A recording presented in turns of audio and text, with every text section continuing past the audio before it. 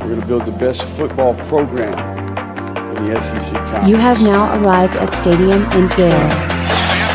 The kick, it's been blocked again! How about it? It's been blocked again! It's going to heat one deep down the field. It's going to be to the goal line. It's going to be gone! It's a touchdown! And the Gators have won the game! Tyreek Cleveland! How about it? I can't believe what I just saw! Dropping back to throw. Thompson fires the ball over the middle. It's Dory! It's Dory! Got a touchdown! Dory's got a touchdown! Oh, man! Dory's got a touchdown! Ahmad Black, in his final game as a Gator, takes it all the way home and sends Urban out the winner. You have now arrived at Stadium in Gale. Boys and girls, ladies and gents, welcome to another episode of your Stadium in Gale. It's your favorite Uncle Silk, It's Dan. And Delatorre. top of the top. Monday morning, same corner, same time, and we're not bowl eligible, fellas. Not yet. But I like that mindset, Dan. Not yet. mm, Not yet. What's up, Stole Nick? my thunder. Was going to tell Silk that his head was bucket hat eligible. Looking good there. Corey, Bucket low, like fuck it though. I didn't mean to curse it in. Yeah, Sorry you're about that. unbelievable. NC Rap 17 bars. rating already. Yeah, they're gonna push us down the algorithms now. Yeah, bro, that our intro just hit different for me today. Just hearing Billy and like being in that room. We're gonna have the best team in the SEC. We're gonna have the best program in the SEC. You say how long though? Yeah, I didn't know it was Moses wandering through the desert. So Yeah. it felt like Saturday, a little bit. That's one of the first times all season. We'll get into it. Want to hear about everybody's weekend and everything first. That I Oh, like nervous. You know, just a little nervous Still, about like, some of the mistakes that we're making. I'm with you, bro, and we're gonna get into the nuances of the game and all of our takes. But the more I like calm down, and process everything, there's still a lot to be desired competence-wise. But at the end of the day, I watched the defensive players be in position to close this game out, like have this quarterback wrapped up in the backfield. Armstrong called a good call on third down for us to get the ball back and maybe go in this thing. Then on offense, the same thing. Like even the kicker, even though Billy and them made a mistake in the 5-yard penalty, we're gonna talk about all of that stuff. But Trace Mack is in position for us not to go overtime to win that game. So while there's a lot to be desired, bro, you get a little bit rational and you just realize, bro, we got a long way to go to rebuild this thing and hiring and firing every 2 years is not gonna get us anywhere. Yeah. Yeah, I think one of my assets to the fan base is I'm not a fan, and I kind of like listen. I'm definitely sarcastic. These jokes are going to get off whether Florida's winning or losing. We're going to have jokes, but like I try to just stay in the middle, and it feels like at least in my perspective that like I've kind of just stayed here all season with my takes and my opinion of the team, while this roller coaster of the season has like taken the fans up and down around me, and it's like. Nick's being negative. Why is Nick not saying that like South Carolina is a great win? And Nick thought Tennessee stunk, and that's not a great win. It's just like I think I've just stayed neutral. So like to Dan's point a little bit, I Saturday's the first time where I'm like, dang, that's bad. Yeah, That's that's a tough loss. At Like least you got smoked by Georgia, and I'm like, yeah, no, I mean that was gonna happen, and like it shows you like the gap, and that's just the gap you have to overcome. You lose on the road to Kentucky, and I thought, hey, that's just a bad game plan. You tried to beat Kentucky at their own game, and they've been playing the game for 8 years, and you just started. It'd be like a pickleball player trying to go win like the U.S. Open. It's just like, hey, Shout out man, to pickleball. You're playing different sport. You're playing different games right now. So Saturday to me, it is tough. And we said on the show, Arkansas is better than 2-6. They were better than their record. Yeah. They're not better than us though. No. That's Florida has more problem's talent. at. Florida has more talent on the roster. Facts. But Arkansas is better than 2-6. Rocket Sanders is an All-American type of running back. Getting him back and getting him 18 touches, like that didn't help. and He they wasn't went even back. putting us up through there like that, though. It wasn't rocket. I No. don't think was that effective. Let's talk about our weekend before we get too Yeah, deep yeah. into Okay, this sorry. show, man. Yeah, we got to do an I'm ad with read you. and stuff before we do that. My So, bad. how's everybody's weekend? Bad. Bad. Yeah. Yeah. When Florida loses, everyone I encounter is angry. So encountered a bunch of angry people, which I understand. Yeah. So yeah, it was kind of bad. It got some baseball in yesterday. Florida had a scrimmage against Stetson. Shout out to baseball. Did they win? Yeah, how we look? They won. Yeah. I mean, it's a scrimmage, so it was like an 8-inning game and a 7-inning game. But yes, they won both. Okay. Good. Definitely catching the baseball game again this year. Yeah, Right? going Gotta back get up out to there. baseball. Basketball starts today. We'll talk a little bit about that. We'll maybe get a basketball person on next week to talk a little bit more about this team. Silk, how was your weekend? My weekend was great, man. Outside of the loss, that was devastating. We'll talk about that in a little bit. But the weather's it's a break in the weather, so I just been kicking and chilling. Spending some time with Junior. I got 2 L's this weekend. 2 L's. The L to Arkansas was devastating. Yep. And then yesterday, I told you guys in the group chat, man, I'm getting ready to take my son out to go train, to go work out. And I'm like, yo, get your shit. We gotta get up out of here. I go waiting outside in the car. He's taking forever to come out. So I'm like texting him like, yo, we gotta go. He kept texting me the OMW. I'm like, bro, like I ain't got time for your acronyms and shit right now, man. Like we gotta get up out of here. So I run in the house to check on him to see what's going on. He's like, hold on, Dad, we're losing. I want to see if we're gonna come back. I said, who the hell is we, bro? Like it's Jags bye week. It's like 10 o'clock in the morning. Who the fuck could be we? I look at the TV as the fucking Dolphins on the screen, fam. The best team in the state of Florida. You raised a smart young man. You sure did. Great job parenting. Well, you learned a valuable lesson yesterday about, Hey, Harlem's going to dress up as Mike McDaniel for Halloween next year. It's Tyreek Hill, bro. Yeah. The Cheetah. Not a great game for the Cheetah yesterday. Thank God. Not a great day. Caught multiple L's this weekend. Yeah, that's 2 L's. With the Dolphins and the Gators. Relatively relaxed weekend. Needed it. It was nice. Went clay shooting Friday morning, which was a ton of fun. Still need to work on my shotgun skills a little bit. Out of the 50, clays hit 31. So not terrible, but still need to see some improvement. That's on me. I'll get that fixed. But other than that, a pretty relaxing weekend.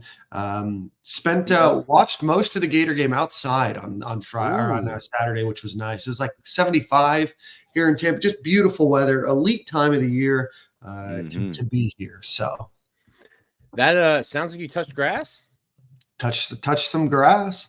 The gym that I go to had a big fitness competition. I didn't participate this year. To keep it fair for obvious reasons. But saw what I need to do to improve to get myself there next year. So you just talk to Anthony, he'll tell you. I'm not there yet. I have one shotgun story. My freshman year of college, I'm at Greensboro College, small school. Everyone's from around the area. Lyle asked if we want to go turkey hunting. I'm like, sure. Never shot a gun before in my life. We go to Lyle's grandfather's house, which had like a 3-mile dirt road driveway, and then we're turkey hunting in the back. Got that bad, boy. We're turkey hunting in the backyard. Turkeys, it's like a 60-pound oval body with a toothpick neck, and then this tiny tennis ball on top of that toothpick. And Lyle goes, "You got to shoot it in the head."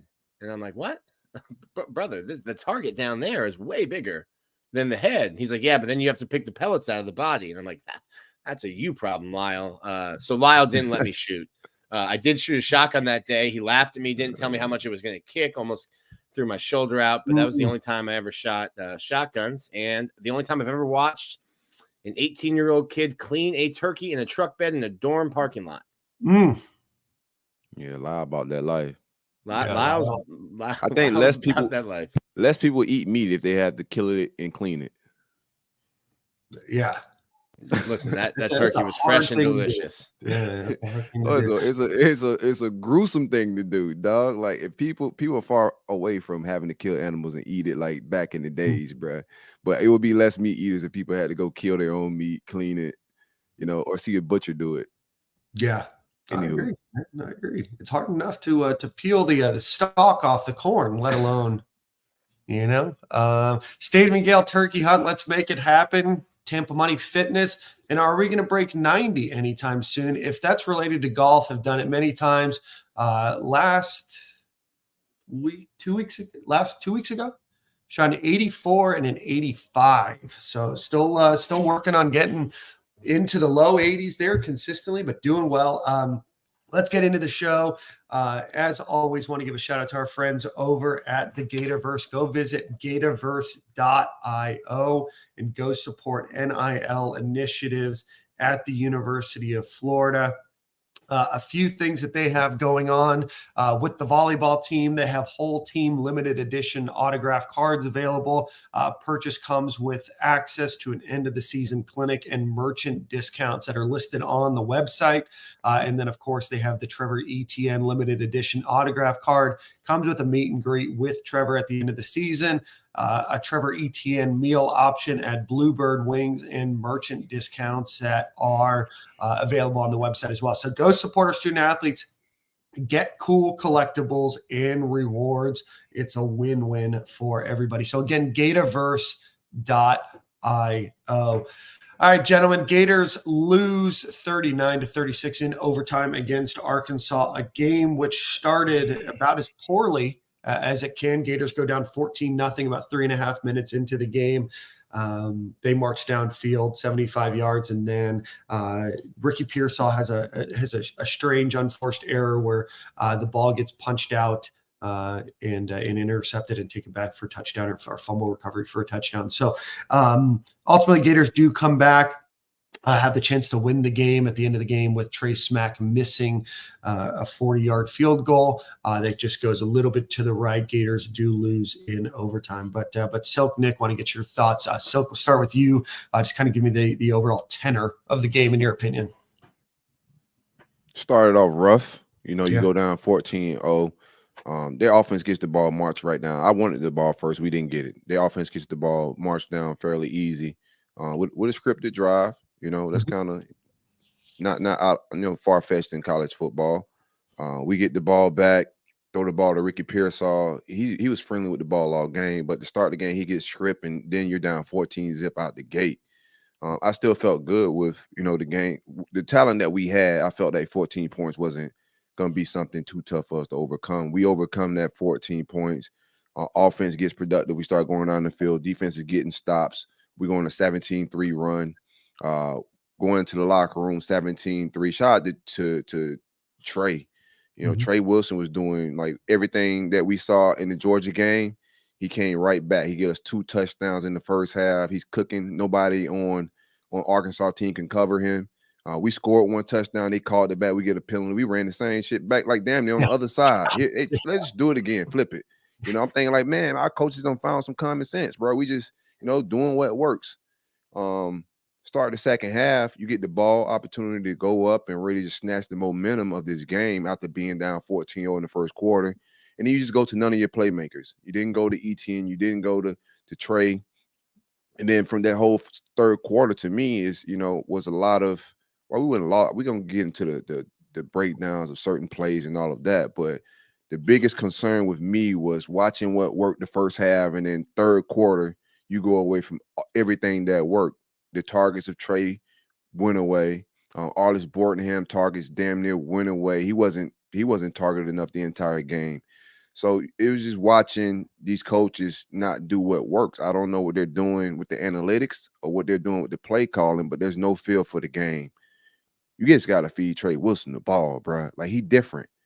And I said earlier when we first started making the comparisons to him and Percy Harvin, the only difference is the head coach.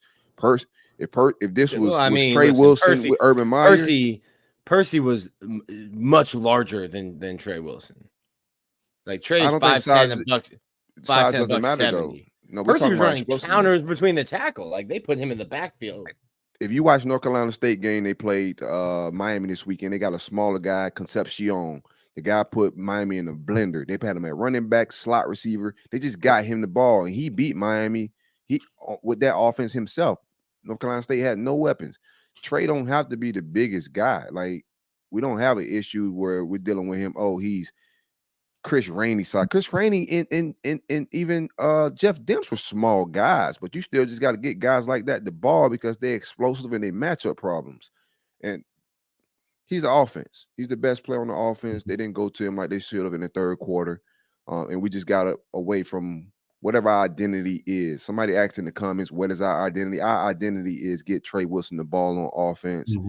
These coaches are still trying to find themselves. The team is trying to find themselves.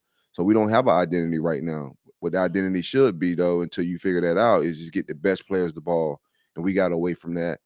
Keep Kimber off of my football field right now. He just barbecue chicken. There was some third and longs where, like, I'm not mad at Armstrong totally with the scheme. What I'm upset about is the re-putting guys out there just keep getting toast. We've seen Kimber every game give up big plays in crucial moments. Put a young boy out there, put Devin Moore out there, put somebody else out there. Right now, he ain't getting the job done.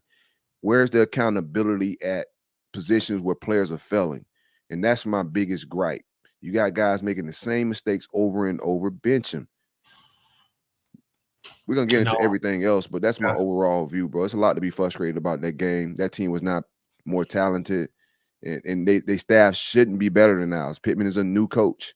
They had a first-time play caller. There was no reason we should have lost that football game. Yeah, no, 100%. Nick, I know we lost you for a second there. The first-time play caller stuff could play against you. Like, you don't as a defensive coordinator, looking for tendencies. Nick, he ran patterns. 6 plays.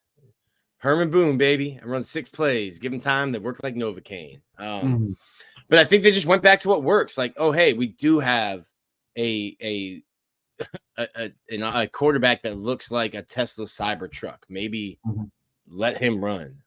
You get the running back, and with KJ running the way he did, it opens up other things. I thought he was less accurate than I was expecting in terms of throwing the ball, KJ Jefferson.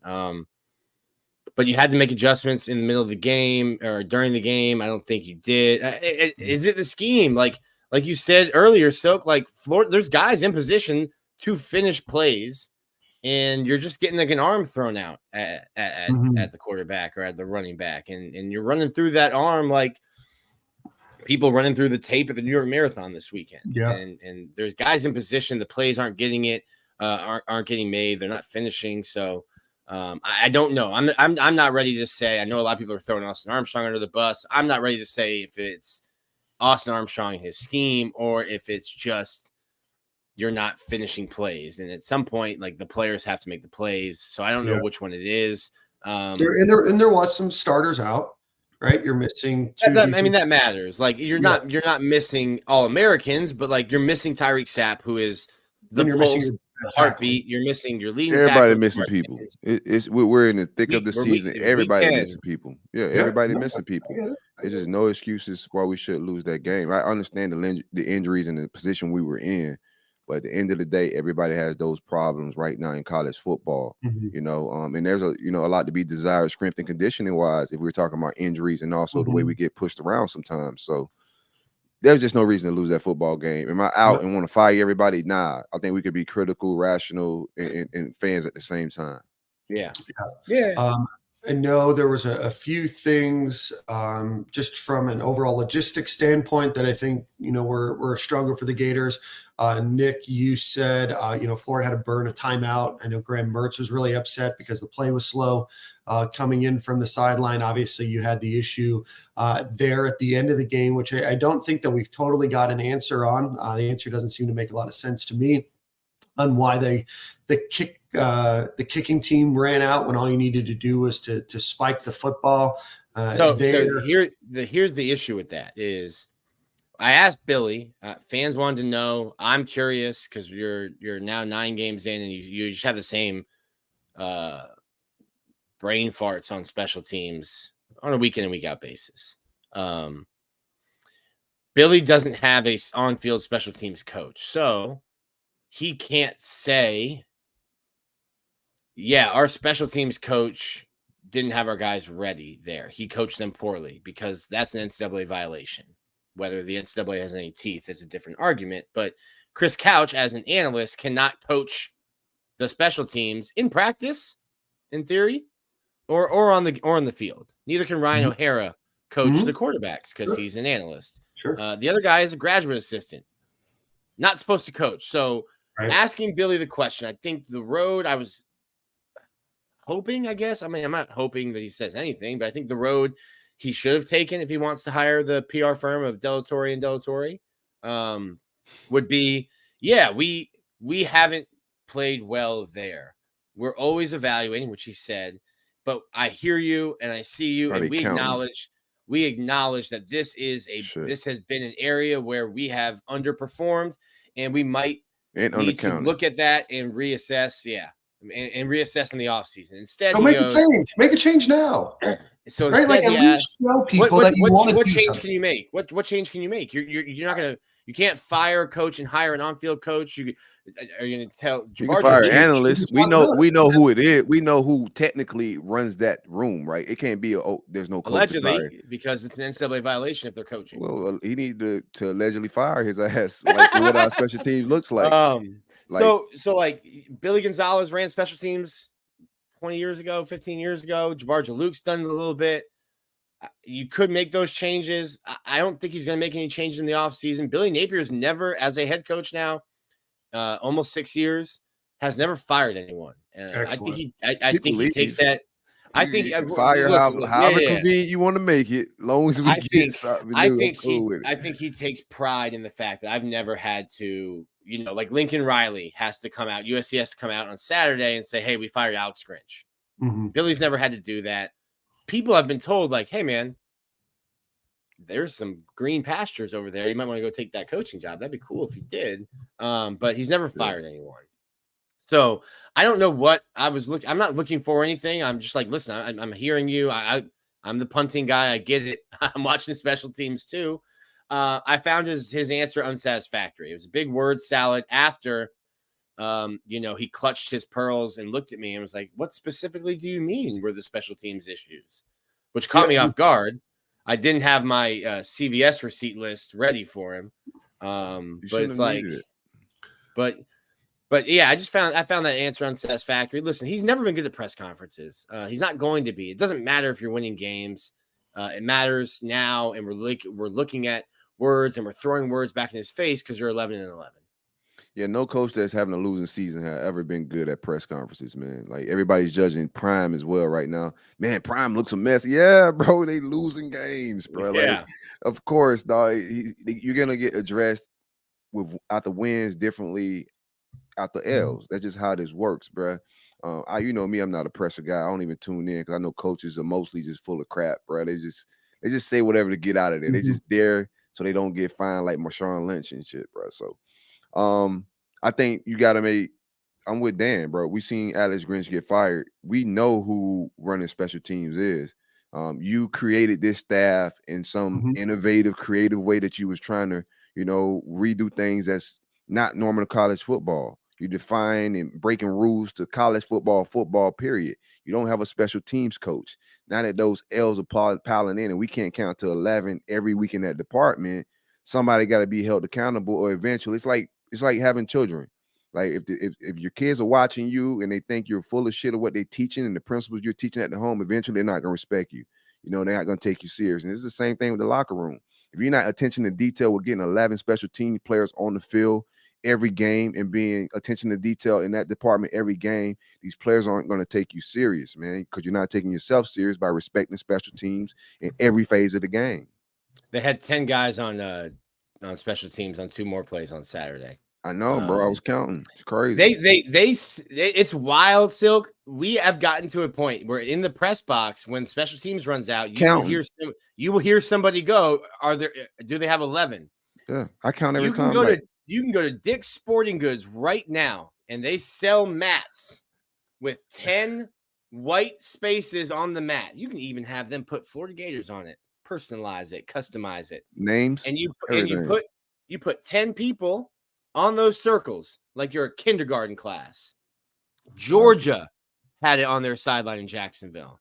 If it's good enough for Georgia, I think it might be good enough for Florida, who consistently doesn't have enough people on special teams. And then you've got your punter, your kicker, who doesn't need to stand on a circle because you can't do anything on special teams without a punter or a kicker. So I think the frustrating part is, will they make a change? What change do they need to make? If you're going to make a change, and I wrote about this, I think it went up this morning, like your offensive changes means you have to get rid of coaches because you've got all 10 are hired. Q Lee, I got to address that real quick. Corey Raymond's not coaching the safeties. He's every week Q Lee's like, Corey Raymond's got to go back to just coaching cornerbacks. Austin Armstrong's coaching the safeties. They just need to give Corey a little pay bump, and you need a job title change for a pay bump. But you've got 10 coaches. I don't think the two offensive line. I went back 5 years and looked at the offensive line recruiting. The last top 100 player Florida signed in the offensive line was Richard Garage in 2018. The recruiting's just not good there. Having two offensive line coaches is not helping your recruiting. You don't have it. You're not in a top 100. I mean, the crew say they like it, but they don't commit to it. So they're like, yeah, I like that. Yeah, has some offensive line coaches, but then we don't get the commitment from the top guys. I like what they're doing over there, but I'm going to go somewhere else. So you have an offensive coordinator who doesn't coordinate the offense, and he's only one half of a position coach that makes $1 million a year. You're going to have to make changes on the offensive staff, defensive staff, to be able to hire a play caller, to be able to hire an on-field special teams guy. I got a question for you, right? Because this is the change. We both know the change is going to happen somewhere offensive line, because we're gonna, like you say, Billy has never fired somebody. He about to fire somebody now, or somebody better have a good opportunity in the holster, because somebody got to get fired for us to get offensive coordinator. And we know that's on the way. So Rob Sell, Stapleton, those are your offensive line coaches. If you get rid of Rob Sell, who's usually you get rid of the higher salary guy, but we get rid of him, how much do we trust Stapleton to be the solo offensive line coach here? Or do you go out and we can't get Sam Pittman, we let him beat us, you know what I'm saying? That's why you drop the bag, Silk. All you do is beat Sam and then say, hey, Sam, don't unpack. But that's gone. Leave your bags here, Sam. What's your opinion on that? Like, how do you think we approach that spot? Yeah, I don't know. I don't know. I don't like firing coaches by name in the first week of November. It's hypothetical, like we ain't being brash, disrespecting nobody. We just gotta talk about the elephant in the room. Yeah, so going back, we always say you can have like one coach on staff that doesn't really recruit well, right? And hey, you got a great coach. He's gonna be a great coach, and we called Bateman that. And then Bateman went out and got him some savages this year. He was like, listen, Bateman was on Twitter for next year too. Bateman was on Twitter looking and goes, I'll show these guys. Florida's offensive line recruiting hasn't been good for a long stretch. And that's why I think looking at the losses and the way the losses have happened led me down that path to look at the offensive line recruiting. So like, cool, you can have a great developer. I think John Hevesy is a great developer of talent. He signed 3 offensive linemen in 2021. 3. That's negligent recruiting. So you need a guy, in my opinion, then. I don't care if you're the best guy. We'll get 14 analysts that we think are tremendous coaches. Go get me an offensive line coach that people want to come play for. Herb Hand, I think he's too old. It's probably past him, but players used to just go to wherever Herb Hand was coaching offensive line. I want to play for that dude.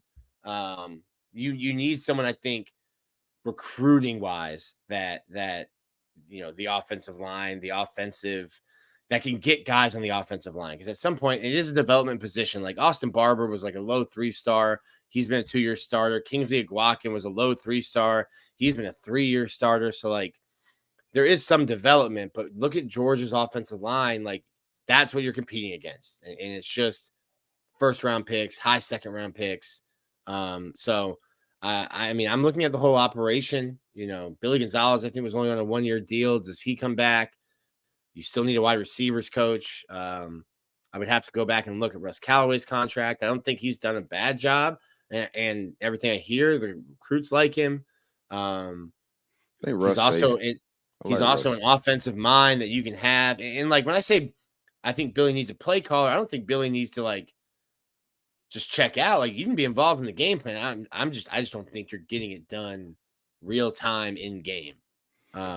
Yeah, he needs somebody to come in and overhaul and just take over the offense, bro. You got to delegate at this point. Like you said, be involved in the game. It's your team. So, of course, you're CEO and you're involved in the preparation and everything, the practices. You're overseeing your quarterback and helping in the development of him. That's all fine and dandy. But the play calling is a lot to be desired. And then whatever play caller, that's going to let me know how serious I'm going to be about this tenure. If we go out and get some G5 guy with no experience, like we keep talking about trying to compete with Georgia. Georgia got Will Muschamp at defensive coordinator. So whoever you hire at offensive coordinator, that's who he's battling for the East. He's battling one of the best defensive minds, two of the best defensive minds ever. You can't go get me some Rudy Poo OC to come beat Will Muschamp and Kirby Smart. So we serious about football. We go drop a couple mil on a real OC to come in here to beat the big dogs in Athens, bro. Other than that, we ain't serious, bro. You're paying your coordinator. Shoot. Florida is paying Austin Armstrong 1.1. I think Rob Sales 1.1, 1.2 in his second year, and Chaos is making $1 million. You got two defensive coordinators, co-defensive coordinators. I don't know how they want to say it, but you've got two assistant coaches on defense making $1 million, and one half of your offensive line coaching room is making $1 million. The other one's making, I think, 7, 6. No, I need a real play caller. You know what I'm saying? I know defense got they issues as well. Defense is not playing perfect. My opinion on the defense, it's not the scheme. Guys were in position to close this game out. I said this early in the show. We had several opportunities to wrap this kid up in the backfield. We had opportunities to get interceptions that was dropped.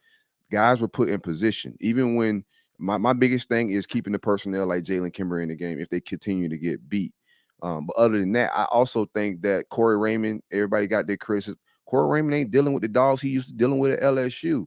We're complaining about the way Marshall's playing, the way Kimber's playing, the lack of aggression, the lack of putting their hands on people. Bro, he can't call defenses in a secondary like he normally can with a pass rush up front. You got cornerbacks that can't disrupt and mess and reroute anything, and then you pass rush that's not getting home. Like you putting the personnel is where we at with it. Most of the sparks we're seeing on both sides of the ball are youth, and that's where we're hanging our hat at right now is, like the youth looks good. You know what I'm saying? We're missing some leadership from a seniority perspective. We're one of the youngest team. We play the most freshmen in the country. That's where we at with it, bro. And we're dealing with a young staff as well, inexperienced staff. When we first hired Billy Napier, I said, bro, this is a long-term hire. You're hiring a guy that's very inexperienced. He hasn't been coaching a very long time. He's going to have some in-game decisions that look like, Mike Norvell was making a couple years ago in Tallahassee. A lot of goofiness. Like, some of it's just inexcusable. We'll talk about the good and the bad, but the only thing we can hang our hat on right now is the youth and the recruiting class. We see these guys can eval. The players they're getting on campus, they're playing them very young, and those young players are making plays. And then the recruiting class is a top 3 class right now, and the players from that class are seemingly, in the fold. Yeah. I know people were freaking out about Xavier Filsaime going to see USC. Well, he just saw like a terrible defense, and then they fired the coach. He puts on Instagram like, bro, I'm a Gator. You want to fly me out to Los Angeles? Let me go see the Coliseum, one of the greatest stadiums in the world. Like, yeah, cool. Absolutely. Hope he had his jury. Hey, keep his jury tucked. He took fight pride on. in the jury. Fight on. Love that. Take that trip. If you're at the game and you're watching with Florida's on defense, like Austin Armstrong, almost every drive is like having to have Mark Hockey like pull him back on the sideline because he's running onto the field trying to get guys lined up. I think that's a youth thing from your safeties. You're playing Miguel Mitchell, who's a sophomore, and a true freshman. Now, listen, we're getting to the point of the season where I'm done saying, hey, Jordan Castell, you're a freshman. Like, dog, you've started in every game but one and played in every single game. So we're getting past that point where it's like, yeah, well, you're a freshman. So, but it is true. Those are the guys that line you up. You're having to have that coach. I already said before, I'm not sure if it's Florida's scheme or if it's just the players, but I'll tell you one thing. This is the last year I'm going to say, like, don't sell me next year. Oh, we're young. No, you were young yesterday. You were young last year. All those young guys that we sold, that we carried your water with, and we didn't sold, lose. We didn't sold lose growing yesterday. pains. Yeah, we didn't lose Saturday because we were young. No. But like, and that's what's frustrating. Like there were some youth mistakes, but yes, we lost Saturday because the coaches didn't execute and have the right game plan to win the game. You got to get playmakers the ball. You went away from your best players in the third quarter, and then you made a kick tougher for your kicker in a crucial moment with a coaching blunder. Welcome back, Dan. I was worried, man. We can't we got super chats and everything flying up there. Okay, guess coming lost in. him again. Lost him again. Dang, Dan, they must have sent my my kid. Dude, I got a new router and everything, and then I froze up 10 minutes into the show. It's tough for me because like, I'm sitting here and I'm selling it, and I had a coach come up to me and talk to me, and I was like, man, what's the word with Jeremiah? Like, it's great to get Jeremiah Smith back on campus, and he's like, yeah. We'll just tell them, like, look, we're only playing 3 guys at receiver. Like, we could have really used you out there. And I'm like, all right, but like, there's an expiration date on that recruiting pitch as well. Like, the roster right now is 75% of guys you brought in. Next year it'll be near 100. At what point, when you tell a recruit, man, we really could have used you out there, they're hearing that from every coach, but we really could have used you out there. Like, yeah, that's cool. Georgia told me that too. And they're 9-0. So do I want to join the Gainesville Cavaliers, or am I going to take my talents to Golden State like Kevin Durant and just join a great team and go play with other great players? So like the expiration date on we're young, I think is up November 25th. When Florida State play, that game's over. The expiration date for the excuses of we're young, that's out the door next year. I'm not using it. I won't let them use it, and I won't parrot it for them. The recruiting pitch of, man, we need you. You're the one. That's going to end soon because it's like, well, what have you been doing? Why do you need me so desperately to beat a 2-6 Arkansas team? What have you been doing recruiting and developing the guys you want me to come join? Yeah. I don't know what they're selling, Nick, but the boy sell hope it's better working. than Obama. Yeah, he can sell. It's working. With it. He definitely getting his politicking off. And we had another 5-star receiver on campus out of Texas, a receiver. Forgetting his name right now. I'm forgetting his name right now, but 2 5-star receivers on campus on a receiving class isn't terrible, but it is missing top flight guy like a Jeremiah Smith or the kid out of Texas. So that kid said he's making a return visit. It's going to be interesting to see how it plays out. But they are selling, I guess, the future in this class being the difference makers because, you're seeing a reoccurring theme of those guys saying that on social media. They're not seemingly, folding or anything like that. But 3 more weeks, anything could change in recruiting. But right now, everything seems to be for sure with it. Yeah, and I think you'll hold on. There's a couple guys that think that a lot of fans have on flip watch or decommit watch that I think will play out. I don't think Florida's going to land Jordan Seaton, but like that's the kind of guy you need to land to start changing this narrative a little bit. Man, he looked good Friday. Now I'm watching Jeray Hawkins catch a ball and start skating down the field 80 yards, so smooth. A lot of speed on the way to Gainesville, man. Putting him beside Trey Wilson is going to be crazy, man, and cause a lot of fits, man. But just world-class speed with that guy. But I'm watching Jordan Seaton, big fella, run down the sideline, blocking people 20, 30 yards down the field, looking athletic like a Pouncey. Like, bro, we got to get that man on campus, bro. We'll see how it all plays out. Right now, I do not think we lead Jordan Seaton's recruitment, but I think he's the most important recruit that we're chasing down to signing day. Yeah, and that's tough too. Like, is he a day one starter? You know what I mean? Like, on this roster, yes. I don't know. We can start him right now. Like, hey, we will finish your credits for you in high school. We have the diplomas waiting for you up here. He could do what 76 doing for sure. You know what I'm saying? Yeah.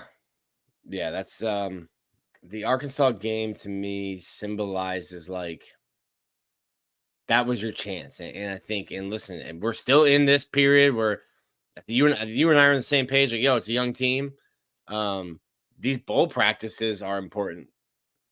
If we get them, I don't know if we need a win. That's why the game yesterday was so important. That's what I'm saying. That to me, losing to Arkansas, that was your best chance to get bowl eligibility. Let me pull these up. I had this story go up. Like, Florida's just playing on the road's hard, but like it shouldn't be this hard. Florida on the road is just a completely different team. They pass the ball well. And then I realized, they've been trailing every game they've been on the road. They've had to pass the ball. So Florida on the road, scoring 13 less points a game than they are at home, rushing the ball for 123 less yards per game away from home than they are at home, and 60 less yards of offense. Defensive numbers are also atrocious on the road. So you're going to miss out on a bowl. You're not going to be favored in any of these 3 games. You shouldn't be favored in any of these 3 games. And if you miss out on a bowl game, you're missing out on getting Bryce Thornton, TJ Searcy, Bryce Lovett. Jordan Hurt, like even your redshirt freshman sophomores that you need to get in, you're missing them as well. So Saturday was a low point. Zach Alberti after the game said this is worse than Vanderbilt last year. I said there's literally nothing worse than losing to Vanderbilt in football. No, it's not worse than Vanderbilt last year. But this is number 2. Low. Yeah. This is number 2. It's low. It had to get ugly before it's going to get better. I think we got a lot of work to do roster-wise. This is like they turned the lights on at the bar at 3:30 in the morning. Still kind of ugly. I don't know. I felt I've been lower as a fan. You know what I'm saying? Like, you're calloused and scarred. That too. I know we do this for a living a little bit, so it's I got to talk Gator football 4 or 5 days a week, bro, in some capacity. So I know I'm callous and not as emotional as a normal fan these days, but it was a terrible way to lose a football game trying to get bowl eligible. I know how much that game would have meant to a young team like that, even into the coaching staff. It's just a game you just cannot lose in that situation with the gauntlet that you got coming down the stretch. They needed that game for some good momentum, good energy, good PR, bowl eligibility, being able to get Lagway in here in December to get some reps. You know what I'm saying? And it gets like whoever's coming in early. These young boys need those extra practices to, lead them into next year. And that's a good thing about having a good young team and then making a bowl game, because that season, every coach, players, they all say, football expert talk about the growth in that bowl season of the young guys getting those extra practices, etc. So a big L, man. They dropped the ball on one that should have been a layup. We should have been headed to the locker room and not into overtime. Once we went into overtime, I knew it was barbecue chicken, bro. I don't trust this staff to call plays in a condensed field in that type of fashion when you playing straight up chess. I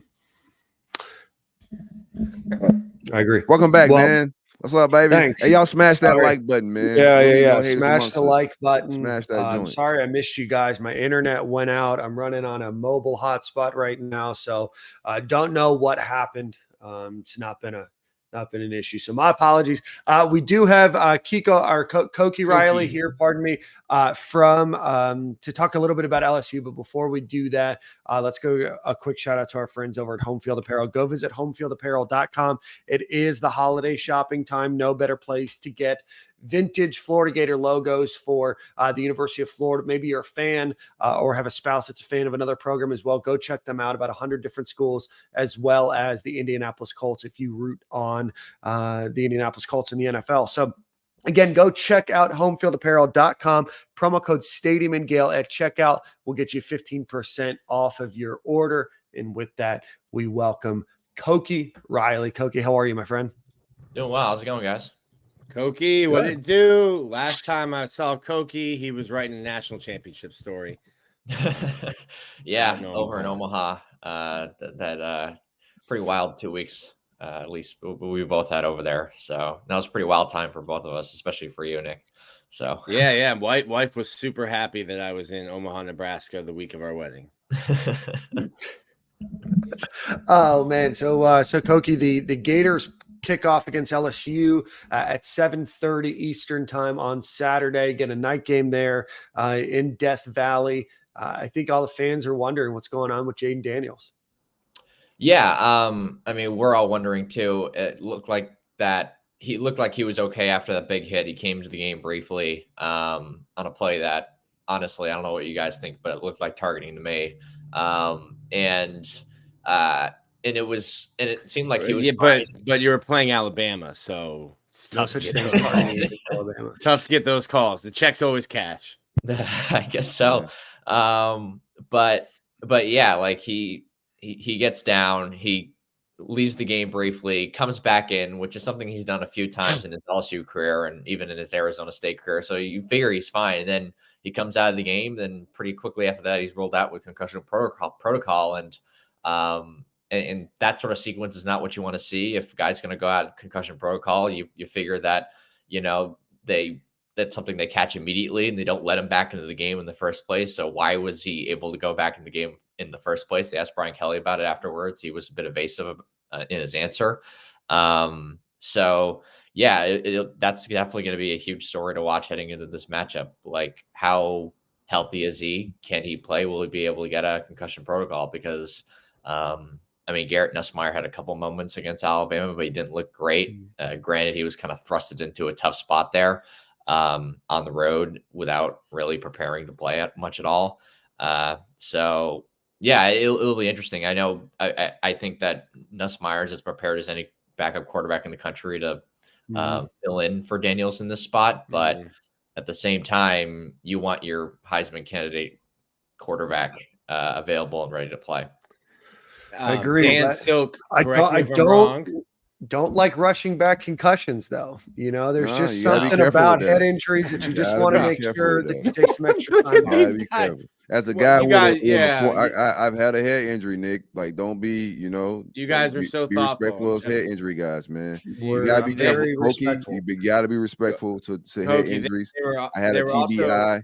I'm still got lingering stuff from it, bro. Like, they were also very concerned about Brock Bowers and his knee, or his ankle. They didn't want Brock to rush back at all. Health is wealth. Yeah. I will tell you this though. Pick your poison. If Garrett Nussmeier, if Doug Nussmeier's son, favorite offensive coordinator, if Garrett Nussmeier, Doug Nussmeier's son, torches Florida's offense, that might break this. Don't say if he torches like he can't play. He could play. No, I know that. I know that. Daniels what is I'm just saying a different animal with his feet, bro. But Nussmeier can play ball, bro. I'm not. What I'm saying is, I know he can play ball. What I'm saying is, if Doug Nussmeier's son, after the way Doug Nussmeier was treated in Gainesville, if Doug Nussmeier's son leads, if LSU's backup quarterback and Gus Nussmeier's son, he might do it for his daddy. Leads LSU to a win, the Florida fan base will break. I see what you're saying. No, they're not going to break. They're break. Mentally, they're already broke. They're harassing Jaquez Green, a legend on the timeline. That's wild. They're broken already. Koki, I got a question for you. Your offense has been Jaden Daniels just going stupid on everybody. He's having a Heisman type season. How good is the play calling, or is it mostly Jaden Daniels just elevating everybody's play? I think it's a little bit of both. And I think you also have to give Malik Neighbors and Brian Thomas credit as well. Both those guys have played better this season. I mean, we saw the signs from Neighbors last year when he had a 1,000-yard season and was probably the best receiver on a team that already had Keyshawn Boutte. So yeah, I think both of those guys being as explosive and as fast and as athletic as they are, and just, playing with a lot more consistency, especially with Thomas, where he was always a guy who was talented, but he just had never, put it together week after week. And now he's finally started to do that this season. Now he's a projected first-round pick. So you have 2 projected first-round picks at wide receiver. You have a quarterback who's really obviously coming into his own in Daniels. I don't need to say much more about how well he's played this season. But also, like, Mike Denbrock's done a really good job of mixing things up and making sure they still run the ball and keep defenses honest, and they do a really good job of sort of game planning around your game plan. Like the Missouri game is a good example of this. Missouri just ran too high the entire game, and Mike Denbrock said, "Fine, we're just going to run the ball down your throats the entire time," and that's exactly what they did with Logan Diggs and company. So I thought they did a pretty good job of play calling in the Alabama game. I thought offensively they had trouble running the ball, but it kept them honest enough to where you can get that Kyron Lacey touchdown at the end of the first half, or you can get Neighbors on that deep ball to start the game. So yeah, I mean, I don't think any Tiger fans have complaints about the way Mike Denbrock has called this offense so far this season. The thing to me, we were up in Lexington and we're at a sports bar, and that was the LSU Ole Miss game. And it was the first time I watched Florida State and LSU, but this was really the second time I saw it. And I thought LSU was good, and it's a season opener, so maybe that was something with their defense. And then I watched the Ole Miss game, and I'm like, oh, LSU just forgot how to play defense, and it's led to some really exciting games where you have to score 50 to win. But is there something you can point to, or do you need multiple hands to point to what's going wrong with LSU's defense? I think with anything you need multiple hands, but I think there's one obvious hand, if you know what I mean. And I think that's what's going on with the secondary, especially at cornerback. Really the secondary as a whole, because then you're also including the Greg Brooks, not having him, unfortunately, for reasons that obviously no one could have ever predicted. So you don't have your captain and your best safety. You don't have 4 of the cornerbacks you added from the transfer portal. They're all either inactive or unavailable because of injury. And now you have to play this incredibly loose coverage on the back end because you have a safety at one spot and Sage Ryan playing outside corner. And then the other side, you have a freshman, either Ashton Stamps or Davian Toviano, who started out on that other spot against Alabama. And you're giving tons of cushion because you don't want to be giving up big plays, just get gashed downfield on big plays. So it just puts them in a compromising spot and puts a lot of pressure on that front seven, which honestly just hasn't played as well as we thought they would this season. They haven't been as disruptive, as consistently as we thought they would. I think Harold Perkins has had a pretty solid season, but he hasn't been much better than he was last year, if at all, at least as a pass rusher. And when you don't have Mekhi Wingo, who's your best defensive lineman, he's out as well. You're just in a tough spot. And even outside of all that stuff, this team just consistently does not tackle the ball well. They do not do a good job of taking advantage of the leveraging. They do not do a good job of just simply finishing tackles. They try to, do each other's jobs, if you know what I mean. Hey, Koki, don't be giving me hope, bro. Don't do that. I see what you're doing, dog. I see what you're doing. They've been doing consistently for at least anytime they play a good offense. This is what happens. And the only time they really fixed that against a pretty good offense was the second half of the Missouri game. There were definitely some signs where you thought, okay, this thing is sort of turning around. But then the next 2 weeks they played Auburn and Army, and you're not going to learn a lot about your defense through those 2 games. So, I mean, I know Florida isn't perfect, but it seems like their offense is better than their defense. And I mean, Graham Mertz plays well. They can definitely open up some scabs in that LSU defense for sure.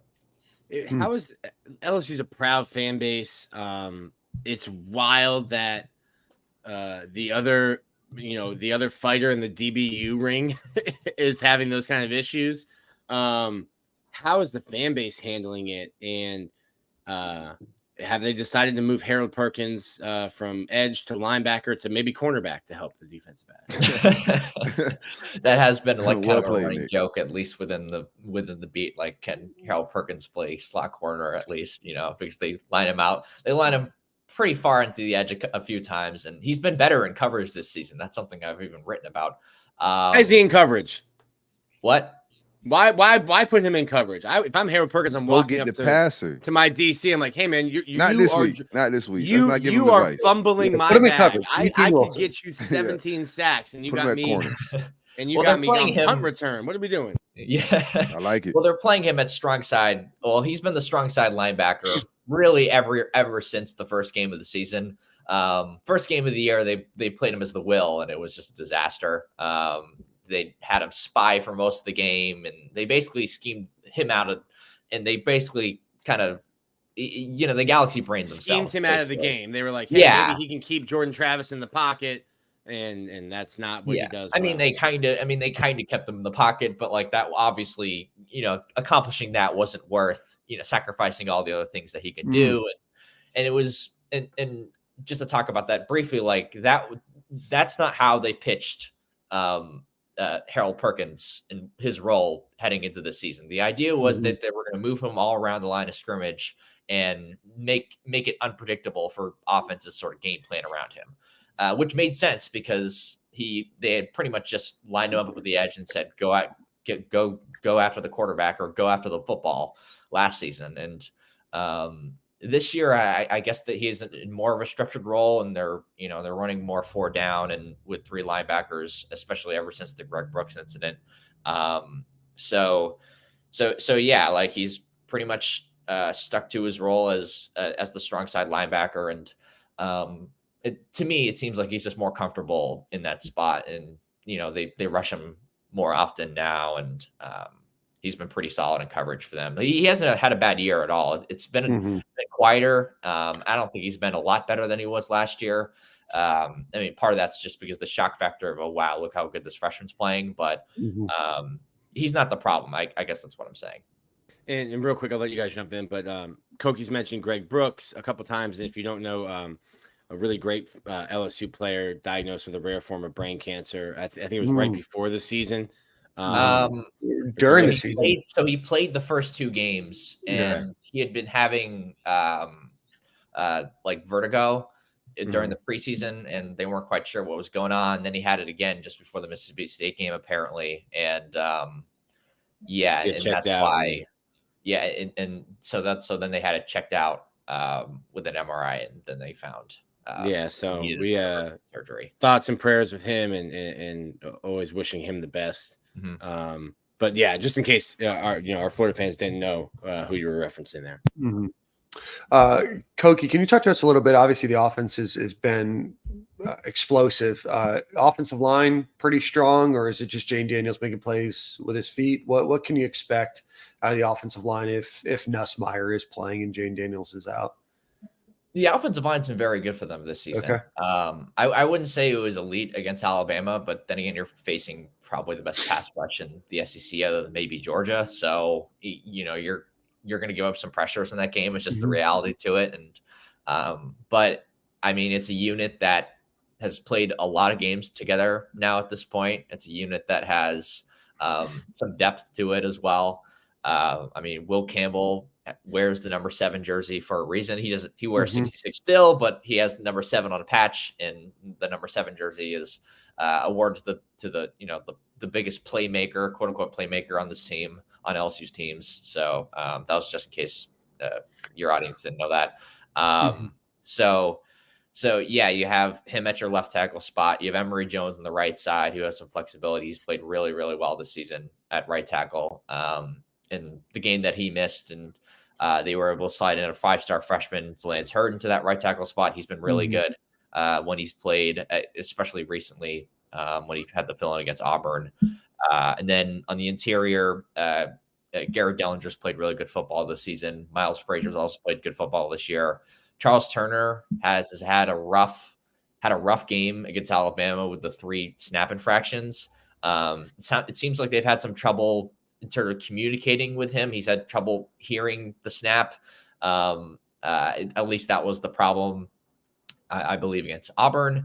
And it seemed like it was definitely a problem against Alabama, because that place isn't quiet either.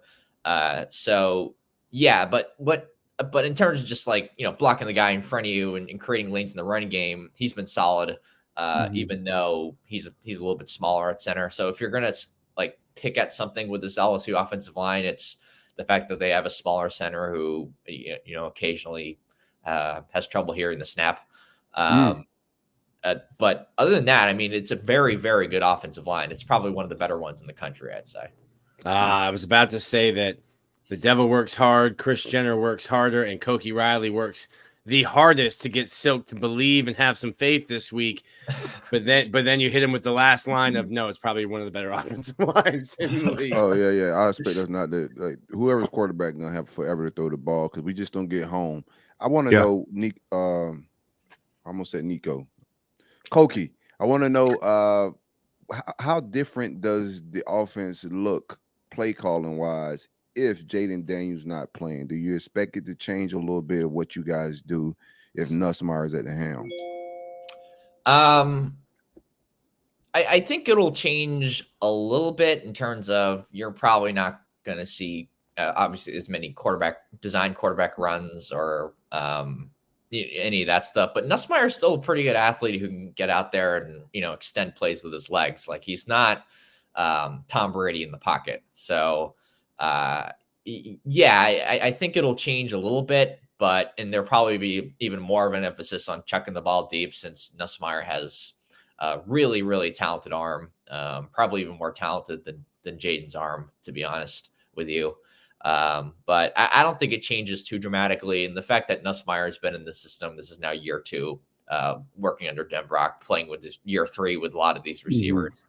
He's been working with these receivers longer than Daniels has because he was already within the program for a year before Daniels transferred over. So I don't think it's going to be anything major, honestly. Mm. Yeah, no, this is obviously a tough game for the Gators. The Gators, offense has been pretty good, not elite by any stretch of the imagination. Defense has obviously really struggled, especially against Power 5 teams. And then, LSU's defense obviously has been able to give up some points, but their offense is probably the most potent that the Gators have played this season. Obviously, they've played a few and then have a few more in back-to-back weeks. So we will see. Cokie, why don't we get you out of here before we do that? Let's get you a prediction. One more real quick. Me personally, I think this will be my 3rd night game in Death Valley. I haven't been to Auburn. I haven't been to Georgia. But to me, Florida and LSU, those are the 2 best environments I've been to. I've been to Tennessee a bunch. I've been to Alabama twice. I don't think either of those compare to Death Valley and the real Death Valley. Sorry, Dabo. or Ben Hill Griffin Stadium. Where is the fan base coming off of that loss to Alabama? Is it sold out? Do you expect that to be a great crowd? Dan just touched on it. Florida's been atrocious on the road. And that is the most hostile environment outside of Ben Hill Griffin Stadium that you can go to. So the most hostile environment Florida can play in. Yeah.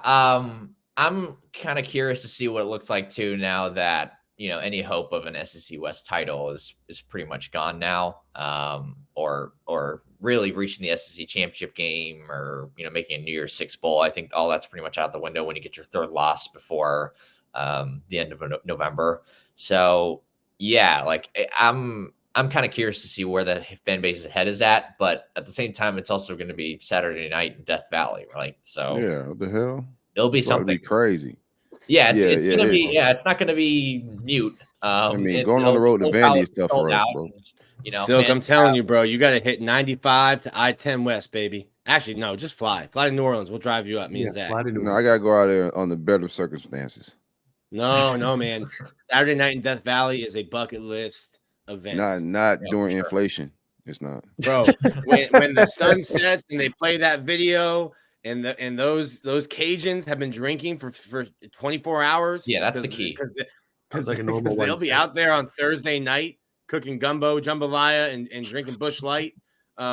It's a super dope environment.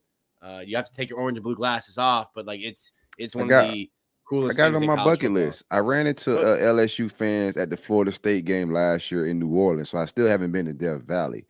But I ran into LSU fans, and you got to have your shit talking in order. You got to have a legit program before you go out there because the fans ain't friendly. They ain't you're going to get some gumbo, but it ain't, you're going to get some shit talking with the gumbo too, Nick, and I just can't go out there. Listen. So I'm obviously not wearing Gator stuff. I've had awesome experiences. Shout out to my guy, Zach. I'll be at the DVA tailgating. He's got a nice little, they're actually, I think, cooking some alligator tail, which is delicious. It's disrespectful. Don't go eat it. You can't eat it. I won't post pictures There you when I'm go. eating. Zach's tailgate is elite. I've been Zach's tailgate's elite. I hosted him last year, and as he did his tailgate tour, the people in Louisiana have always treated me nicely, but I've never been in the state of Louisiana in any Gator gear, so that's probably why they're treating us differently. Yeah, and part of it's because they like to, I guess, torture the Gators. You know, with the whole clap and everything. I don't know. They just like it. Florida's a point of emphasis, I guess, more than so. Most other SEC teams, I should say. If Florida is just 2-8 against LSU in their last 10 games, some weird games thrown in there. But obviously something that the Gators are going to want to try to rectify on Saturday. Jaden Daniels, of course, taking time to recover, make sure that he's back to full health. That's obviously something that we don't want to rush back. But Koki, before we get out of here, what's your prediction, score prediction, team win prediction? What are your thoughts? I think if 13.5 points. Yeah, I think if Jaden Daniels plays in this game, I think LSU probably covers and wins the game. If he doesn't, I think Florida's got a real chance. And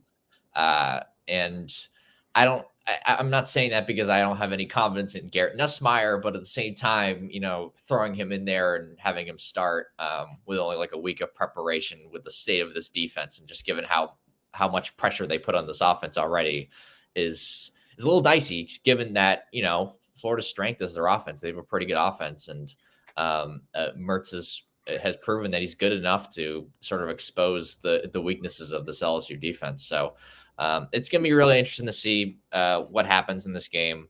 But I think if Daniels plays, they win. But if he doesn't, it's more of a coin toss at least. I'll tell you, if he plays, I'm calling for medical malpractice. I don't think you guys are doing the right thing for that kid health-wise. Oh man, I love it. Well, Koki, why don't you let everybody know where they can follow you? I know you have the handle there, but let everybody know where that's listening, where they can follow you. So yeah, you can follow me at Koki Riley on Twitter and read all my stuff at the dailyadvertiser.com. So yeah, that's awesome. That's pretty much it. Well, Koki, we appreciate you coming on, my friend. Enjoy Saturday night in Death Valley, and we will talk with you soon. Awesome. Thanks for having me on, guys. Thanks so much. Koki. See you this weekend, bud. Koki. LSU and Florida are 33, 33, and 3. Well, yeah, LSU had to vacate some wins. That's why we're not. Shut up, NCAA. We're not vacating anything.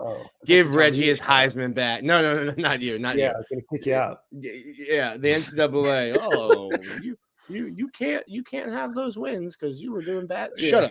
Shut up. Yeah. LSU stole from a children's hospital charity, so I don't need to. Nobody cares. So said medical malpractice, and I'm like, wait, no, it's true. Or actually stealing from the children's hospital. Both. Yeah, Jaden Daniels plays. I'm concerned. We saw that hit. Come on. If Jaden Daniels plays, I think LSU covers the over on their own. I don't like your energy. There's a chance. There's a chance. LSU's got a good offense. Their defense is bad. Their offense is really good. They do a lot of things they do good at is what I'm scared of. Bro, you know what I'm saying? Jaden Daniels doesn't scramble for 5 or 10. He scrambles for 25, 30, He won't have to scramble 40. for 5 or 10. He's going to have so much time to sit back there and dissect us that he won't have to scramble. Like all the scrambling quarterbacks we face haven't really killed us with their feet because they haven't had to. Mm-hmm. Except to this one this week, but he didn't kill us either. He was able to get something off late in the game, but nobody's went crazy on their feet on us because we're not making them leave the pocket. Well, do we know? Obviously, we know that Shamar James is out for the season. Do we know Cam Jackson's status? I think Cam maybe could have pushed it. He tweeted, obviously. So Cam Jackson is from Louisiana, wanted to go to LSU. I don't think he was going to qualify or get in. Ended up at Memphis.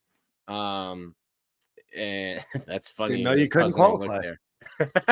And he tweeted out on Sunday night, like, Ben circled this game. Like this is the game for him. So I think he'll be back. I mean, you need Tyreek Sack back. You need Cam Jackson back. Yeah. You need to be, at full strength. Need to be at full strength. Need to see some new people in there. But yeah, this is going to be the Gators, in my opinion, the toughest offensive test yet. And then they've got Brady Cook. And then I'll take that back. KJ went for 92 yards. I'll take that. KJ went for 92. Yeah, he did have some pretty long runs there towards the end of the game that inflated those numbers to what they were at the beginning. But yeah, no, he definitely ran the ball well against the Gators. Did not get tackled often by the Gators defense. Yeah, Nick, you have to run. You have to go see Billy Napier. You have to go listen and ask some great questions. A lot of applause to you from the fan base about the questions you asked about. Yeah, real quick, shoot Nick any questions y'all want him to ask Billy. Yeah. Out of here, Yeah. The higher the super chat, the more likely Nick's going to ask that question. While you're here, make sure you hit the like button, hit the subscribe button. A lot of people watching, not as many likes as we would like to see. Let's get into we're doing $10 a question, Dan. You just shoot me a text. All right, $10 a question. Questions. Oh, there's going to be some great questions in there. All right, so yeah, let's get into Silk. You and I we'll wrap this up here. As always, go support our friends over at Alumni Hall. Go visit them at alumnihall.com or go visit them on Archer Road in Gainesville. The best in Florida Gators apparel, accessories, holiday shopping, golf, whatever it might be. All of the sports are represented. Go check out alumnihall.com. Go visit them on Archer Road. No better place to buy Florida Gators wear in Gainesville or online. Again, alumnihall.com. All right. So Silk spreads 13.5. I think the over under, let me just double check. I believe it was 56.5. Let me just double check that. That's a number that I should have had handy. Yeah, 63.5. So what do you got? Keys to the game? I mean, it's like it's things saying keys to the game that like it's so many keys too. Like it's like a janitor key ring. Yeah. For us at this point. Key to the game is obviously affecting the passer, getting sacks. We've been struggling with that period.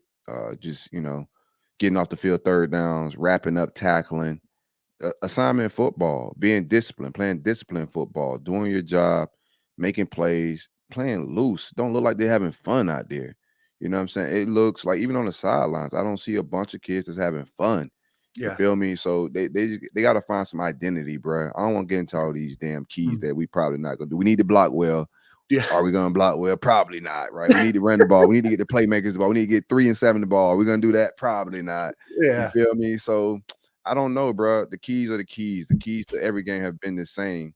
But at some point, this team has to grow up and has to get over some type of humps. Not just the players, the coaches as well. They got to get over this hump of incompetence, bro. I don't know if we're going to see that this fall. We'll see how the shake up. That's why I don't think that's going to happen. I think you're gonna need some shake up and some reorganization of things for us to get better in-game coaching. So my keys is, bro, find a way to win, to get bowl eligible with these 3 games, bruh. We all as fans know what we're lacking and what we need to do to finish and close these games out. Yeah, I don't know if it's gonna happen, man. Yeah, I think that's the hardest part is you want certain things to happen.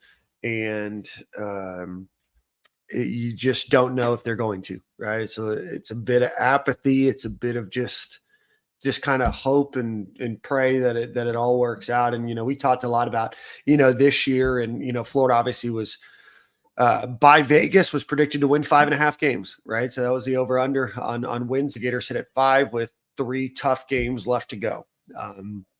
I think you looked back on it and said, hey, how are you going to look at this season as being successful? And it was just, are the players that Billy's bringing in making the impact that you want to? Are you seeing some improvement fundamentally? Is the game making more sense for the Gators on the field? You can lose some games. There's obviously some teams that are a little bit more talented, coached up, a little bit more seasoned. But right now I'm struggling a little bit with some of the mistakes that they're making. Last year was all the clock management stuff. Some of that is a little bit more cleaned up. Communication's been off. Relaying plays to the offense has been off. Some of the schemes have been off. Some of the players playing have been off.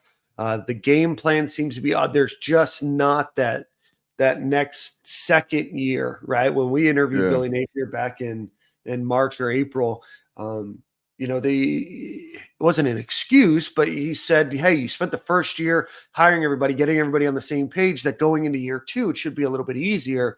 And I'm just not seeing that it is a lot easier, right? And that's where I just have a little bit of trepidation. I'm not firing the staff. I don't think that they should be fired, but I do want to see those bigger changes being made this offseason. And at some point, you have to make changes. You have to appease some of the fan base. But if you keep doing the same thing over and over and over and over and over again, you're just going to lose people. And I think that a lot of the fan base is lost. And that's when, they start yelling at Jacquez Green for whatever reason. No, that's mental illness. You yelling at Jacquez Green, a very positive man, a man that's turned the Manatee program back around. Has won national championship, has played in the NFL, and he's not being disrespectful. He's just telling everybody to calm down and give Billy time. And people are telling him he's nuts and not competitive. Bro, he's a head coach at a program that's thriving. He's won a national championship. He's telling people to be patient and relax. Did you see the loser that put his stats up from the NFL? A real bum. A real life bum. That ain't done nothing in life, criticizing a positive man that lead young men.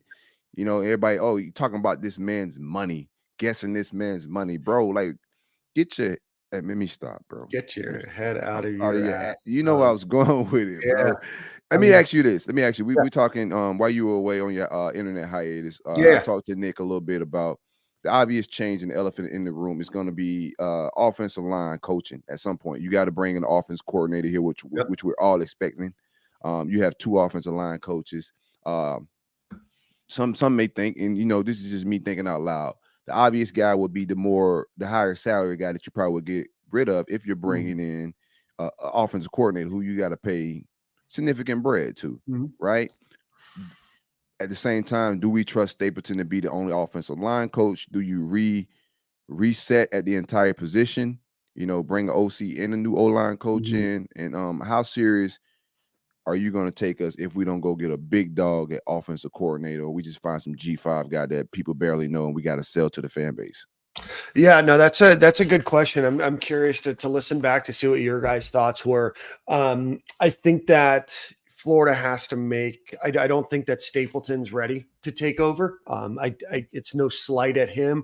I think right now Florida has some major deficiencies on the offensive line. I haven't seen real improvement. We've seen some regression of players. We haven't seen them be able to recruit super well. I've not heard Darnell Stapleton's name being mentioned with a lot of recruits as a whole. I don't know if Rob Sale wants to stay in college. I don't know if an NFL opportunity becomes available, but I don't feel comfortable with just Stapleton leading that team and leading that unit. And I don't know if I feel comfortable right now with Rob Sale being the only one either. I think that he's a quality coach, but I think at some point you have to make some optic hires as well. And if that's a unit that's been underperforming for 2 years, you need to make some improvement there. So I would be in favor of Florida finding a good, strong offensive line coach and then going and spending and dropping some big dollars on an offensive coordinator to round that out. What that offensive coordinator then does is a whole nother subject, right? Offensive coordinators usually want to then bring in, their own guys. Billy Gonzalez is, I think, on a 1-year contract, right? So if you bring an offensive coordinator, who else is that person going to want to bring with him? So, I think that you could see potentially an entire new offensive staff, but if you just hire an offensive coordinator and keep everybody else, then you just kind of wonder. I mean, you can't at this point. We got to fire somebody on that side of the ball to make an addition. So somebody's going to have to go. My second part of that question was, how serious are you going to take us if we go get a G5 coach that we got to sell to the fan base that's not popular? Like what I said to Nick was, this is how I look at it. That offensive coordinator's got to beat Billy Napier. They got to beat Will Muschamp and Kirby Smart. That's the guys that this offensive coordinator got to play chess with. That's who the top dog in the East is. That's what we aiming for. That's the standard.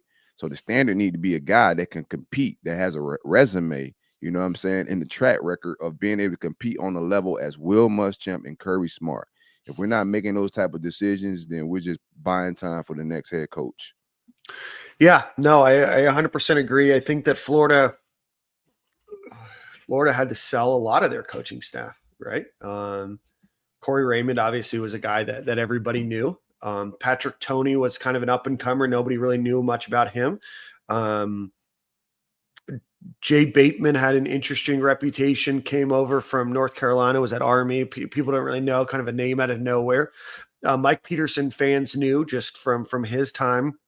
At wide receiver coach, Gary Colbert didn't have a great reputation coming into Florida. Obviously, he did well and turns that into an NFL coaching spot, but there was some selling there. Stapleton and Sale, not much was known about Stapleton. Sale, a lot of people that were Giants fans were like happy to see him go. Other people that have been around him weren't super excited. He had the tight end coach, Piegler, who was not coaching tight ends the year before at Michigan State. Jabbar Jalouk's been around for a while, not really known much about him. Florida didn't have a quarterback coach, right? So you name all of these people and you're like, well, they're all familiar names now, but we've had to sell coaches since he got hired, right? So I would like to see some big game hunting, right? We went out and promoted an analyst into the tight end coach, and we went and got Billy Gonzalez. Not saying that that's a bad hire at the time, but it's not a great hire. Yeah, Callaway is not going to be the guy. I see people in the comments saying Callaway is definitely not the guy. They're out talking and interviewing people right now, and I'm on the tip of I'm not taking you serious. I'm gonna support whatever coach come in here, right? Because that's what I do. You feel me? I'm not gonna disrespect these people and talk about their families or tag them on Twitter, nothing weird like that. I'm gonna support these guys, but I'm not gonna take you serious if you're not bringing in somebody to compete with Kirby Smart and Will Muschamp. I'm not going to take you serious. That's where I'm at with it. Well, and that's what you're seeing other programs do, right? So, that doesn't mean that there's not great talent at that G5 level. Obviously, everybody has to start somewhere, but Florida now is in a make or break year, right? If it's a very important hire. If next year doesn't work out for the Florida Gators, Billy Napier's on the hot seat, and I don't know if Scott Strickland gets the chance to hire a third football coach. I know we have a new, president at the University of Florida. I don't know what Ben Sass and Scott Strickland's relationship is. I'm not saying that today he needs to be fired. I'm not putting that take out there on the internet for this discussion, but I don't know what Florida does if this offense coordinator position doesn't work out and what the dominoes could be. Yeah, I think the next play, because a lot of people think he gets to 4 years regardless. I think with looking at the schedule for next year, I know we're jumping further ahead, but that's where we're at right now. I mean, we're going to hopefully get one of these wins down the stretch with these final 3 games and get bowl eligible. But we kind of got to, like, the fans want to know what the future look like and, how do we get this thing on the right track when it pertains to getting back to the standard. Which is a whole nother conversation what we've been talking about way before everybody made a deep dive on it. We're not going to deep dive on that right now. But however this hire plays out, looking at the schedule next year, it could be daunting. You could start losing some games. Hopefully we don't. But if you start losing some games and if Graham Mercer's playing okay, you've already burnt your defensive coordinator card. At that point, you've already burnt your offensive coordinator card. You burnt all your cards when it pertains to coaching history and getting, time, buying yourself some time. The only thing will be left on the table if you're struggling next year is to start Lagway. If he's on campus, everything goes well with him signing, which I expect to. But that's his next play next season if we start struggling, which everybody's kind of anticipating at this point.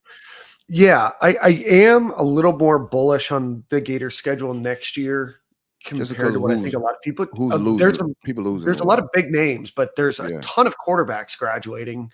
There's a ton of teams that have had super seniors and beyond that are still playing that they're going to be making a lot of changes. I don't think the UCF's very good. Obviously, Miami has their struggles. it's still a tough schedule. Don't get me wrong, but I'm a little bit more bullish on it. I know a lot of people keep talking about Phil Trotwine. That is a guy that I would love at the University of Florida. He's been at Penn State for a while. He was at Temple before that. I don't know if he's very interested in leaving that opportunity to come to Florida. So I know that that's a name that everybody keeps talking about. I just don't know. There's a lot that starts to go into it beyond just connection to the alma mater as well. But, certainly he would be a fantastic hire as a whole. Isn't Fish a Gator? Jed Fish at Arizona? Yeah. Go get me Jed Fish, bro. Like, I'm gonna take you serious if you go get me Jed Fish, a Gator. Well, he's the head coach. He's the head coach at Arizona. I'm talking about next year if something go crazy. Oh, you know what I'm saying? Like, go get me that type of hire, bro. Like, I'm like we're getting too many up and coming, even in the play calling. If you want to go get an OC, go poach somebody in the NFL, in college football. Like, go poach something. Don't sell me nothing G5. I've already bought something G5, and right now I don't know about the purchase. I'm having buyer's remorse right now. I don't want to buy nothing else G5. Whatever our you last bring two in G5 here, haven't worked out. Yeah, I'm not buying it no more. Dan Lanning, me. We're way ahead of our schedule with head coach talk. I do want to slow that down, but Florida hasn't showed me we poach those type of coaches. That's why I don't want to just be like on some fire Billy stuff, because we don't make those type of hires. That's not been something our history and our reputation. We hire guys that are up and coming. Even when we got Steve Spurrier, he wasn't Dan Lanning. He wasn't Steve Spurrier that we know. He was an up and coming coach. That's just what we do. Phil Trotwine's also from New Jersey area, so he might like the Northeast a little bit more. So we'll see where all of these coaches are still on staff. I tweeted it on Saturday. You've got to make something. You've got to make sacrificial lambs. You're not going to make wholesale changes today, but you need to do something. Part of being a head coach is also controlling the narrative and what are we doing to show you that we're improving. And I want to see a little bit more of that. I want to see an acceptance of this isn't working out. As a coaching staff that is so focused on analytics and a coaching staff that is so focused on operational excellence, to be able to say, hey, well, there's issues with special teams, and then to respond back, well, what are those issues? To me is just it's going to rub people the wrong way, right? It's just, at this point in the season, dog, it's like you're like spitting in my face a little bit. Yeah. People can see, right? Like it's not like the midline discussion that Will Muschamp had, right? It is we see the issues. Florida got dinged for a penalty that obviously you can't re-kick the kick in a different spot and be like, oh, that would have gone in. But you look at it and his kick, if you're 5 yards short or 5 yards closer, would have gone in that we missed, and now we lose the football game. And that's one of many issues. 10 men on the field, the blocked punt, 12 men on the field, whatever it is, there's just a lot of issues. You have to start showing people that you're doing something.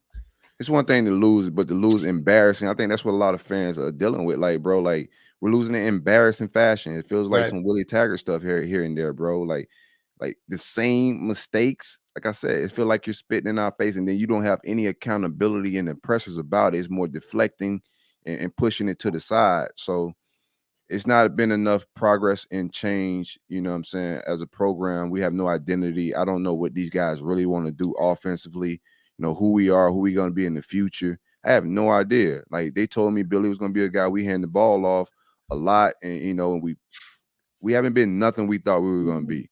No. So I'm not buying anything else G5. Go get me an offensive coordinator. I need an offensive coordinator that got experience. Somebody that's going to put some fear into Muschamp and Kirby's minds, bro. Don't sell me no bullshit, man. Yeah. I think we are tired of being sold, and I think that's where our apathy right now maybe is a little bit, but we're going to cheer our asses off. We are Gator fans through and through, and we will support whoever. We will support who has the jersey on, and we will continue to support this coaching staff until it's time to root on somebody else. Silk, any final thoughts before we close out the show today? No, I'm trying to think right now. You got some final thoughts?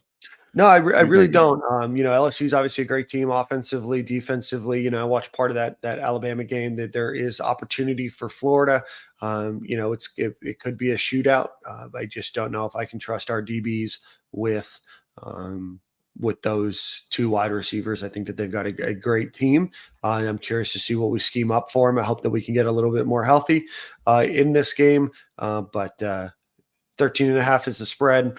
If Nussmeier's playing, that spread is obviously going to move down, I think, a little bit, but I don't think that I can pick Florida in good faith right now to win, but I'm going to cheer my ass off and hope that they do. My final thoughts is don't play with me. Go get me an offensive coordinator. I don't like the names I'm hearing behind the scenes. Go get me an OC. Let's be serious. We bringing in some top flight recruits. Yeah. Do right by these recruits and put them in the best and absolute best situation to go win football games for the University of Florida. Get to the standard. The standard is whatever Georgia and Bama's doing and hiring, if they hiring top elite, top echelon coaches to come run their Fortune 500 companies, we need to do the same thing. That's the standard. We want to get the championship football. We don't want to be cheering and watching goofiness down the stretch and no special teams coach, and we're still making special team blunders in a game where we're trying to get bowl eligible against a 2-6 team in our stadium. We making field goal mistakes and special team mistakes from game one all the way until now, and it cost us bowl eligibility. Y'all playing in our face. Don't play in our face. Yeah, no, Silk, I love that. Stone Cold Drip Sauce 10. One of my favorite names here. Are the Gators actively pursuing an offense coordinator? The answer is yes. I want to give a shout out to Unique 863, Polk County. I would accept James Madison's coaches. James Madison's on a heater. Can't make a bowl this year, but they are undefeated right now. Can't lose you, Dan. We're about to end the show. I can't end the show, bro. We can't lose you. Unfreeze. There you go. I'm back. All right, yeah, you're back, baby. Yep. Love the way we closed out today. If you're still watching on YouTube, make sure you hit the like button, hit subscribe. Make sure you share. It's free to share. We appreciate it. Helps us in the algorithms, helps us pop up and get exposed to new people and new opportunities. So thanks so much, everybody, for watching this week and every week. And we'll see you at the same corner, same time next week.